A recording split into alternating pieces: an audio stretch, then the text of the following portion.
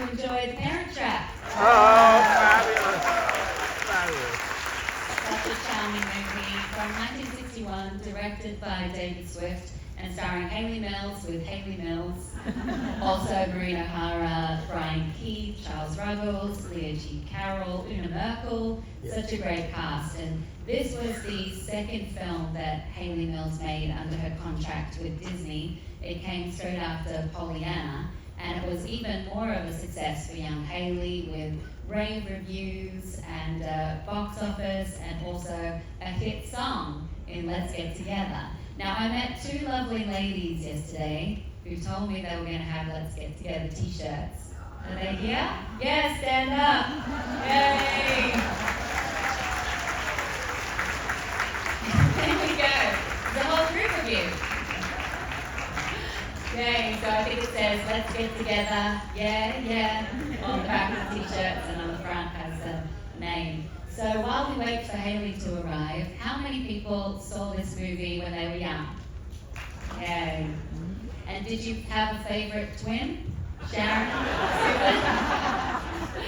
I loved reading Hayley Mills' memoir recently. It's called Forever Young, and she documents her whole experience with making this movie. And so we're going to dive into that right now, because here she is, Sharon and Susan, Hayley Mills.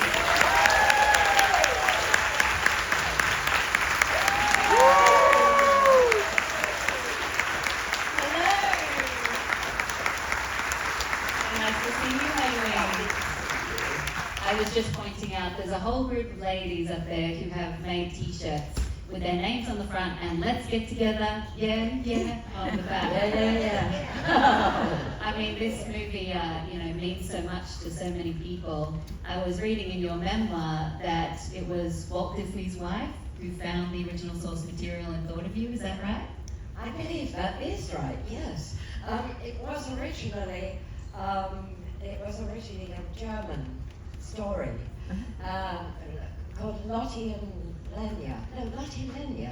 She's a famous actress. No, it wasn't that. Like Lottie and Liesel, I think. Lottie like and that. Liesel. Yeah. Thank you. Yes, exactly. So she came up with that idea. Was it a daunting prospect for you as a young actress to play two characters? When I look back on it now, yes. I just enjoyed the whole experience so much, and the split screen thing was great fun. It was difficult because you couldn't move any of the furniture or any of the clothes. Like if you, the scene in the bed where the two girls are on the bed, you had to be terribly careful getting on and off the bed, and you didn't move the sheets or anything like that, because the split screen was done literally, half the screen was filmed at one time, and then the other half was filmed at the other time. But you know, what a gift actually for an actor to play two parts. You know, have the fun of playing these two different characters. It got a little confusing when Sharon was playing Susan, and they were both playing Susan. It was like, do I give anything away? No, we're both being Susan here. Yeah. And then, of course, the other thing, the slight sort of disadvantage of playing both parts, particularly in the scene, the camp, you know, when the boys are dancing and then we end up having a big fight. Initially, it was great fun, and I picked up the pie and I crammed it in my photographic double, Susan Henning's face, totally forgetting she had to do it to me.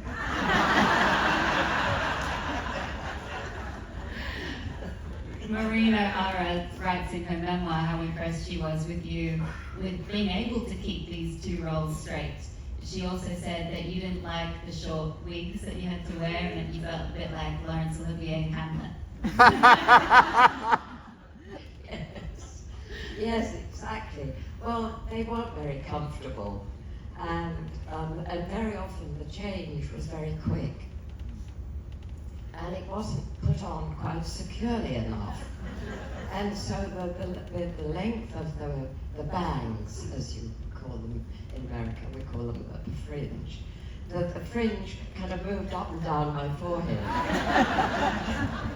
And sometimes slightly to one side. Yeah, I wasn't crazy, by the way.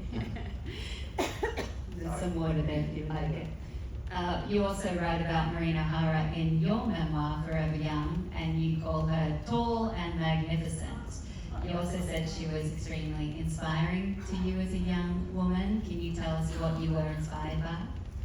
Well, I was inspired, in every way by her. She was stunningly beautiful, of course. I hardly have to say that. And she was just the most joyful spirit. She had a wonderful sense of humor. She loved to laugh. And she was so beautiful. And she took her beauty in her stride. She would come in to the makeup in the morning and sit there and have her hair and makeup done. And, she'd check herself in the mirror. And then she never seemed to really think about it for the rest of the day. She wasn't overly impressed with her. If I'd been that beautiful, I would have been staring in the mirror all day.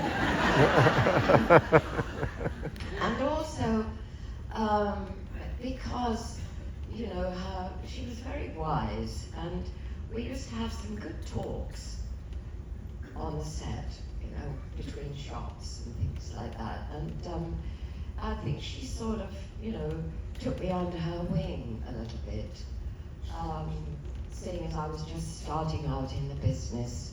And it is quite a tricky business. There's some pitfalls it's easy to fall into as a young actress. And she did tell me actually that how when she came over to Hollywood from Ireland, she came over with her mother, and she lived with her mother the whole time until she got married. And when she, because she was just so completely gorgeous, and a lot of men thought she was completely gorgeous, and wanted to get to know her a little bit better. She was absolutely adamant that she wasn't going to end up on the casting couch.